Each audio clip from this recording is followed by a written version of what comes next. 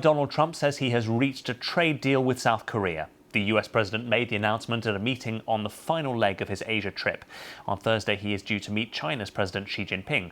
With both the US and China seeking to avoid any escalation in the trade war between the world's two biggest economies, their meeting could prove crucial to calming jitters in global supply chains. I've been speaking to our correspondent Jake Kwon in South Korea about the difficulties the country faces in balancing relations with both Washington and Beijing. Certainly. I mean, the alliance between South Korea and the U.S. always was described as ironclad. And South Koreans certainly saw themselves as a steadfast ally, one of the closest ally of the United States. Now, that all changed after President Trump called South Korea one of the countries that are ripping off the Americans and who are having this unfair relationship.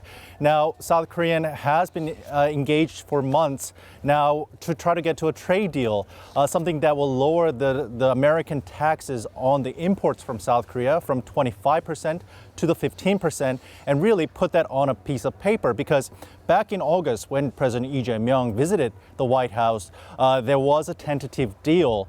They agreed on the 15%. Now, that deal was not finalized, and as far as we understand, that talk has hit a stalemate as Mr. Trump has insisted that South Korea give up $350 billion in investment into the United States, and that this money has to be upfront and it has to be cash. Now, that is about 1/5 of South Korea's economy, and South Korea has been saying that following Mr. Trump's direction could possibly plunge South Korea into a financial crisis. So Mr.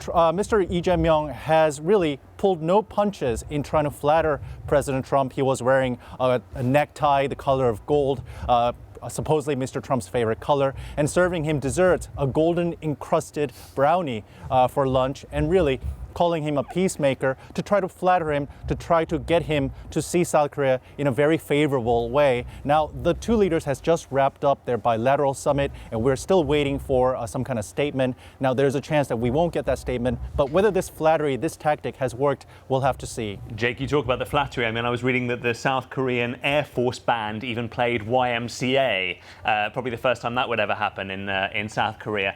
A song, of course, which often plays at Trump rallies. What chance, meanwhile, is there of a meeting with Kim Jong-un, the North Korean leader, which has been mooted, hasn't it? Yes, I mean, the two leaders at their sit-down today, they somewhat played down this possibility.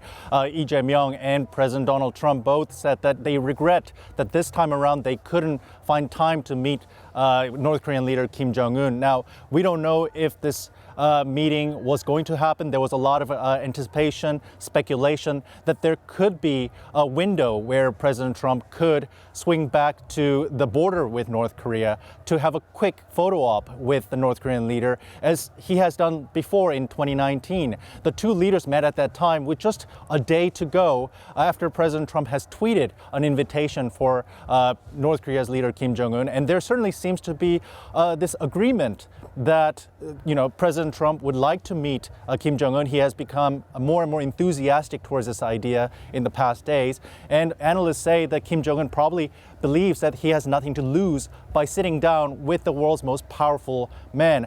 Now, whether this meeting could happen, it seems less and less likely at this point, but we never know when it comes to North Korea. Jake Kwon in South Korea there.